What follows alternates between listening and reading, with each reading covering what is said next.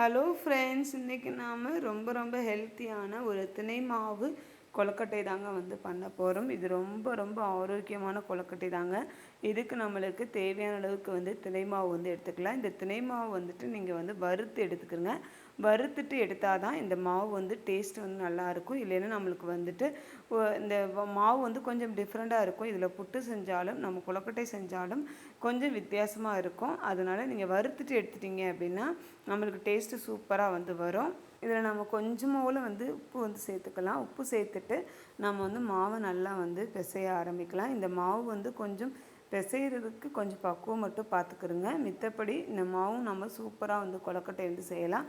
இப்போ நாம் இந்த உப்பை வந்து எல்லா இடத்துலையும் வந்து படுற மாதிரி நல்லா வந்துட்டு கிளறி விடலாங்க.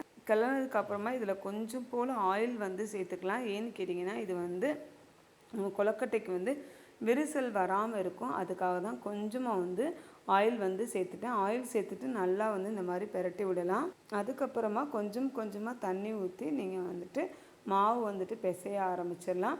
இதில் வந்து கொஞ்சம் வெது வெதுப்பான சுடு தண்ணியும் வந்து வச்சுக்கிறோங்க. அப்போனா தான் அந்த மாவு வந்து சாஃப்டாக வந்து இருக்கும். அதுக்காக தான் வந்து சொல்கிறேன். நம்ம வந்து கொஞ்சம் கொஞ்சமாக வந்து பிசையிலே கொஞ்சமாக வந்து சுடு தண்ணி ஊற்றி அது வந்து நல்லா வெது வெதுப்பாக இருக்க தண்ணியை வந்து ஊற்றிட்டு நம்ம வந்து மாவு பிசைஞ்சிட்டோம் அப்படின்னா மாவு வந்து நம்மளுக்கு வந்து நல்ல கடினமாக இல்லாமல் சாஃப்டாக வந்து இருக்கும். அதுக்காக தான் வந்து கொஞ்சமாக நீங்கள் வந்துட்டு சுடு தண்ணி வந்து ஊற்றணும் அப்படின்னு வந்து சொல்கிறேன். இப்போ நம்ம இதே மாதிரி தண்ணியை ஊற்றி ஊற்றி இந்த மாவு வந்து பிசைஞ்சு எடுத்துக்கலாம். நல்லா இந்த மாதிரி மாவு வந்து பிசைஞ்சதுக்கப்புறமா நாம் வந்து உருண்டை எடுத்துகிட்டு இதை வந்து பிடிக்க ஆரம்பிக்கலாம். ரொம்ப ஈஸியாக தான் வரும். உங்களுக்கு வந்து விரிசல் இருக்காது.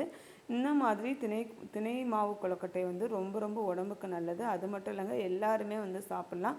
அந்த அளவுக்கு வந்து இதில் இருக்கக்கூடிய ஆரோக்கியமான ஒரு கொழுக்கட்டை அப்படின்னு கூட நம்ம வந்து சொல்லலாம். பாருங்கள், சூப்பராக எப்படி தட்டுறதுக்கு நல்லா சூப்பராக வந்துருச்சுங்க. இந்த மாதிரி நாம் எல்லா கொழுக்கட்டைகளையும் தட்ட போகிறோம்.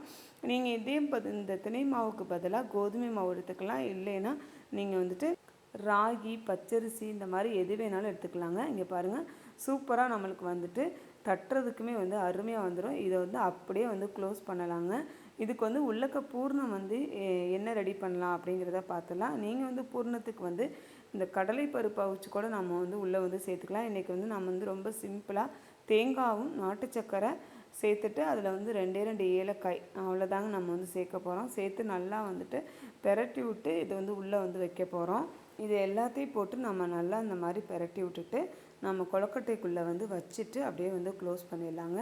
கொழுக்கட்டையில் வைக்கும் போது நீங்கள் வந்து கொஞ்சமாக அந்த கொழுக்கட்டைக்கு எவ்வளோக்கு தேவையான அளவு இருக்கோ அது வரைக்கும் வைங்க. இல்லைன்னா உங்களுக்கு வந்து அது வந்து என்ன ஆயிருன்னா நம்மளுக்கு வந்து கொழுக்கட்டை அளவுக்கு அதிகமாக வந்து வைக்கும்போது அது வந்து பூரணம் வந்து வெளியே வர ஆரம்பிச்சிடும். அதுக்காக தான் நான் வந்து சொல்கிறேன்.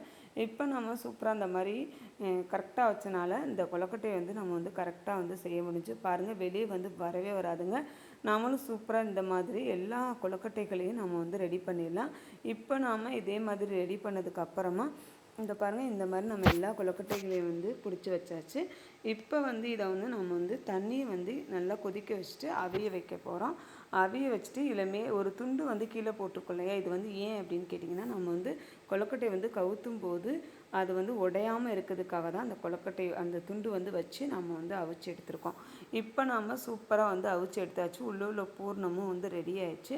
நல்லா சூப்பராக ஹெல்த்தியான ஒரு டிஷ்ஷு. நீங்களும் கண்டிப்பாக செஞ்சு பாருங்கள்.